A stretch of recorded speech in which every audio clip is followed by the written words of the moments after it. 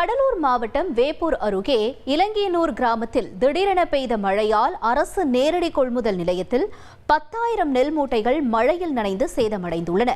இதுகுறித்தான கூடுதல் தகவல்களை எமது செய்தியாளர் அருள் வழங்கிட கேட்கலாம். அருள், வணக்கம். இந்த விவகாரம் தொடர்பா விவசாயிகள் தரப்புல என்ன சொல்லப்படுது? முழு விவரங்கள் என்ன? வணக்கம்.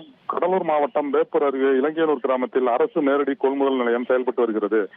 இலங்கையனூர் மற்றும் அதன் சுற்றுப்பகுதியான தரிசு, பிஞ்சனூர், புதூர், வலசை, நகர், நல்லூர், ஐவதுகுடி ஆகிய கிராமங்களில் உள்ள விவசாயிகள் தங்கள் பயிர் செய்த நெல் அறுவடை செய்து இங்கே விற்பனைக்காக கொண்டு வருவது வழக்கம். இந்நிலையில் விவசாயிகள் தாங்கள் அறுவடை செய்த சம்பா நெல்லை இலங்கையனூர் கிராமத்தில் உள்ள நேரடி நெல் கொள்முதலத்திற்கு விற்பனைக்காக கொண்டு வந்த நிலையில் நேற்று அக்னி வெயில் தொடங்கிய நிலையில் நேற்று மாலை வேப்பூர் அதன் சுற்றுவட்டார பகுதியில் சூறைக்காற்றுடன் பலத்த மழை பெய்தது. இந்த நிலையில் இலங்கையனூர் கிராமத்தில் 2 மணி நேரம் மழை தொடர்ச்சியாக பெய்ததில் நேரடி கொள்முதல் நிலையத்தில் விவசாயிகள் வைத்திருந்த நெல்மணிகள் மழைநீரில் சூழ்ந்து நாசமாகியது. பின்னர் இன்றும் காலை விவசாயிகள் வந்து பார்த்தபொழுது நெல்மணிகள் மழைநீர் சூழ்ந்ததை கண்டு அதிர்ச்சி அடைந்தனர். பின்னர் இங்கு மோட்டார் வைத்து தேங்கியிருந்த மழைநீரை அகற்றி வருகின்றனர். இந்த மழைநீர் அகற்றினாலும் மழையில் நனைந்த நெல்மணிகளை வேறு இடத்தில் கொண்டு சென்று காய வைத்தால் தான் நெல்மணிகளை வீணாக தடுக்க முடியும். இந்த நெல்மணியை சரி செய்ய 2 நாட்களுக்கு மேலாகும் என்று விவசாயிகள் வேதனையுடன் தெரிவித்தனர்.